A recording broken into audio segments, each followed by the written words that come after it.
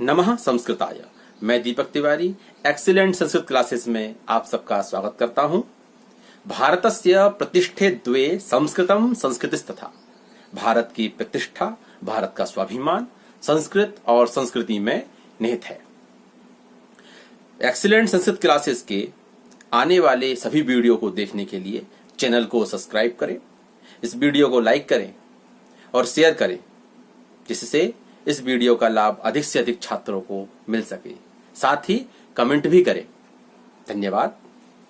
तो आइए आज हम पढ़ेंगे कक्षा 10वीं संस्कृत सामान्य पाठ्यपुस्तक दूरवा। पाठ्यपुस्तक दूरवा का आज हम पढ़ेंगे द्वितीय पाठ। पाठ का नाम है न्यग्रोध वृक्षः, जिसका अर्थ होता है बरगद का वृक्ष अथवा बरगद का पेड़। पाठ का द्वितीय भाग आज हम इस वीडियो में पढ़ेंगे। पाठ को प्रारंभ करने से पहले हम पाठ के प्रथम भाग का संक्षिप्त सारांश यहाँ पर एक बार देखेंगे, फिर हम पाठ को प्रारंभ करेंगे। तो प्रथम भाग का जो सारांश था वह इस प्रकार था कि किसी गांव में एक विशाल बरगद का पेड़ था। वह पशु पक्षियों, अनेक प्रकार के जीव जंतुओं, मनुष्यों के लिए हमेशा ही बहुत उपकार करने वाला था। राहगीर उस वृक्ष की छाया में रास्ते का भोजन खाकर रास्ते की थकान दूर करते थे। पशु भी छाया के लिए इस वृक्ष का सहारा लिया करते थे। पक्षी उसकी शाखाओं में घोंसले बनाकर रहते थे और सांप उसके बिलों में वास करते थे। इस प्रकार वह वृक्ष सभी को प्रिय, सभी का कल्याण करने वाला और सभी के लिए प्रिय था।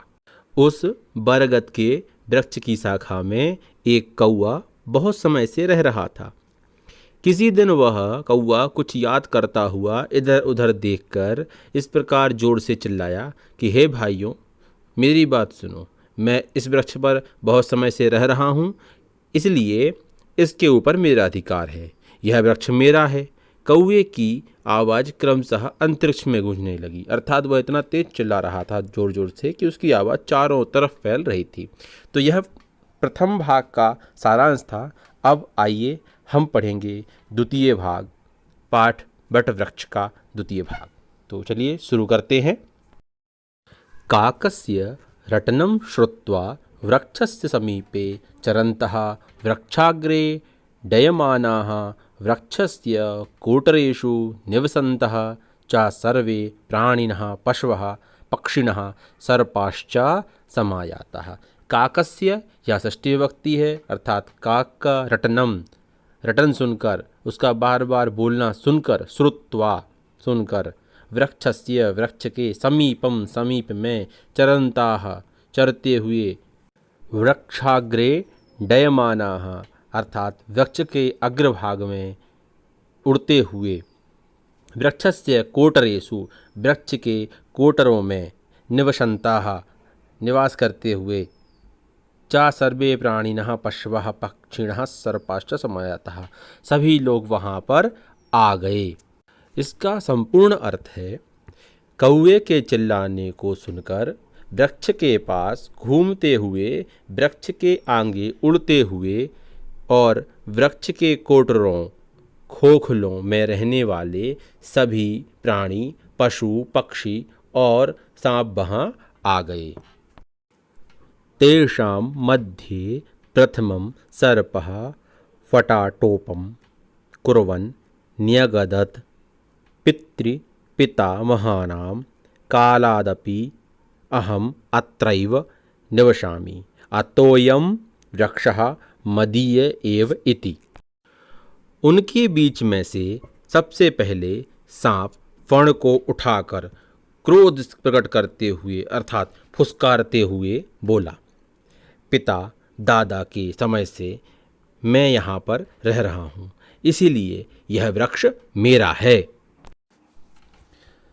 ततः शाखातः शाखानन्तरं चंक्रम्य एकः कीटः प्रत्यवदत्, मदीयैः अर्भकैः सार्धम् अहं बहुवर्षेभ्यः अत्रैव उषित्वानस्मि अतोऽयं वृक्षः ममैव इति। ततः अर्थात उसके बाद, शाखातः शाखानंतरम, शाखा से शाखा पर चक्रम्य घूमकर, एकः कीटः प्रत्यवदत्, एक कीड़े ने कहा, मदीयैः अर्भकैः सार्धम, अर्थात मैं अपने पुत्रों के साथ, अहम बहुवर्षेभ्यः, बहुत वर्षों से यहीं पर निवास कर रहा हूँ, इसीलिए यह वृक्ष मेरा है। संपूर्ण अर्थ हुआ। इसके बाद एक शाखा से दूसरी शाखा पर घूमने वाला एक कीड़ा बोला, अपने पुत्रों के साथ में बहुत सालों से यहीं इसी शाखा पर, इसी वृक्ष पर रह रहा हूँ, इसलिए यह वृक्ष मेरा है। अनंतरम सुकः अस्य वृक्षस्य फलानि खादन् जन्मतः अहमत्रैव वर्ते, नाहमिमं द्रुमं परित्यक्तुं मिक्षामि, मदीय एवायं न्यग्रोधवृक्षः इति उच्चैः अभणत्। इसके बाद तोता बोला, इस वृक्ष के फलों को खाता हुआ जन्म से मैं यहीं पर हूँ, मैं इस वृक्ष को छोड़कर नहीं जाना चाहता हूँ, यह वरगद का वृक्ष मेरा ही है, ऐसा जोर से वह तोता बोला। ततश्च तत्रत्याः अपरिमिताः क्रमयः कीटाश्च अयं तरुः अस्मदीय एव इत्युक्त्वा वृक्षस्योपरि स्वं स्वम् अधिकारं घोषयन् विचित्रतरं कोलाहलम् अकुर्वन्। अर्थात इसके बाद वहाँ से असंख्य कीड़े और मकोड़े, यह वृक्ष हमारा है, यह वृक्ष हमारा है, ऐसा कहकर वृक्ष के ऊपर अपना अपना अधिकार घोषित करते हुए विचित्र प्रकार का कोलाहल अर्थात शोर करने लगे। आइए अब हम पढ़े हुए गद्यांश में संधियों का अन्वेषण करेंगे। वृक्षाग्रे, वृक्ष अग्रे, यहाँ पर दीर्घ संधि है। सर्पाश्च, सर्पाः च, यहाँ पर व्यंजन संधि। कालादपि, कालात् अपि, कालादपि, यहाँ पर व्यंजन संधि होगी। अत्रैव, अत्र एव, अत्रैव, यहाँ पर दीर्घ संधि है। अतोयम, अतः अयम, यहाँ पर विसर्ग संधि और उसके बाद पूर्व रूप संधि है। प्रत्यावदत्, प्रति अवदत्, यहाँ पर यण संधि है। अत्रैव, अत्र एव, यहाँ पर वृद्धि संधि है।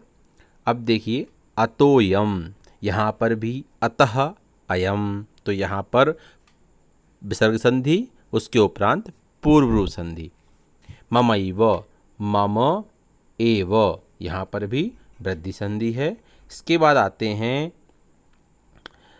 अहम अत्रैव, अहम अत्र एव, यहाँ पर भी वृद्धि संधि है।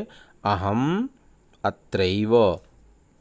एवायम, एव अयम, यहाँ पर दीर्घ संधि है।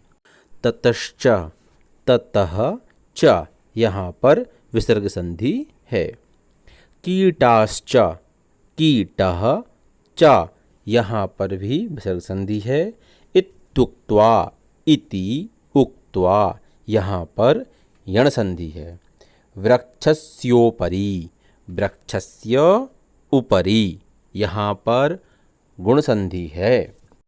इस प्रकार हमने इस गद्यांश में संधियों का अन्वेषण किया। अब आइए अग्रिम गद्यांश में हम चलते हैं। अत्रांतरे कश्चित् अजापुत्रः तत्रागतः, सोऽपि तस्य तरोः पत्राणि खादन् नदन्ति स्म। तं दृष्ट्वा सर्वे प्राणिनः न्यायनिर्णयं कर्तुं तं प्रार्थयन्तः। इसके पश्चात कोई बकरी का बच्चा वहाँ आया, वह भी उस वृक्ष के पत्तों को खाते हुए प्रसन्न हो रहा था। उसको देखकर सभी प्राणियों ने न्यायपूर्वक निर्णय करने के लिए उससे प्रार्थना की। सर्वेषां वचनानि श्रुत्वा स अजः अवदत्, अस्तु मया समेषां समस्या समाकर्णिता, इदानीं मम वचनानि यूयं शृणोतु। अर्थात सभी की बातों को सुनकर वह अजापुत्र वकरा बोला, अच्छा, मैंने सभी की समस्या अच्छी तरह सुनी, अब मेरी बात को तुम सब सुनो। काश्चन शाखाः काकेभ्यः शाखान्तराणि च कृमिकीटेभ्यः मूलं सर्वेभ्यः, अनेन प्रकारेण सर्वभ्योऽपि वृक्षं विभज्य दापयिष्यामि। अस्मिन्नेव ग्रामे कश्चित् वृक्षच्छेदकः मे मित्रमस्ति, तम् आह्वयामि इयं वृक्षं खण्डशः कर्तुम् इति। अर्थात कोई शाखा कौओं को और अन्य शाखा कीड़े मकोड़ों को, जड़ सभी को, इस प्रकार सभी को वृक्ष को बांटकर दिलवाऊंगा। इसी गांव में कोई लकड़हारा मेरा मित्र है, उसको इस वृक्ष को टुकड़े टुकड़े करने के लिए बुलाता हूँ।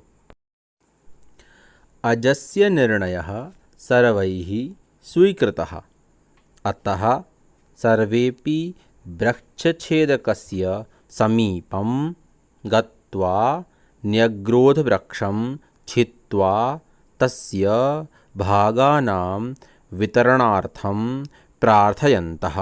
अर्थात बकरे के निर्णय को सभी ने स्वीकार किया, इसलिए सभी लकड़हारे के पास जाकर बरगद के वृक्ष को काटकर उसके भागों को बांटने के लिए प्रार्थना करने लगे। परम सोऽयं काष्ठच्छेदकः अवदत्, पूर्वम् अहं वृक्षान् छिन्दमि स्म, अधुना तादृशे कुत्सिते कर्मणि न व्यापारयामि। वृक्षाणां छेदनं महत् पापम् इति मया अधिगतमस्ति, अतः न्यग्रोधवृक्षस्य छेदनम् अहं न करिष्यामि इति। अर्थात परंतु वह लकड़हारा बोला, पहले मैं वृक्षों को काटता था, अब वैसे घृणित कार्य को नहीं करता हूँ। वृक्षों को काटना बहुत बड़ा पाप है, ऐसा मैंने जान लिया है, इसलिए बरगद के वृक्ष को मैं नहीं काटूंगा। आइए अब हम गद्यांश में संधियों का अन्वेषण करते हैं। अत्रांतरे, अत्र अंतरे, यहाँ पर दीर्घ संधि है। कश्चित, कह चित, कश्चित यहाँ पर विसर्ग संधि है। तत्रागतः, तत्र आगतः दीर्घ संधि। सोपि, सह अपि विसर्ग एवं पूर्व रूप संधि। काश्चन, काहचन यहाँ पर विसर्ग संधि है। सर्वेभ्योपि, सर्वेभ्यः अपि यहाँ पर भी विसर्ग और उसके बाद पूर्व रूप संधि है। कश्चित, कह चित विसर्ग संधि। सर्वेपि यहाँ पर पूर्व रूप संधि है। सोयम, सह अयम यहाँ पर भी पहले विसर्ग संधि हुई है, उसके उपरांत पूर्व रूप संधि हुई है। द्वितीय पाठ न्यग्रोध वृक्षः का यह भाग हम यहीं पर समाप्त करते हैं। पाठ में आई हुई किसी भी समस्या के लिए आप कमेंट बॉक्स में मुझसे पूछ सकते हैं। पाठ का शेष भाग एवं अंतिम भाग लेकर मैं शीघ्र ही आपके समक्ष आऊँगा। तब तक प्रसन्न रहें, स्वस्थ रहें। वंदे मातरम। जय हिंद।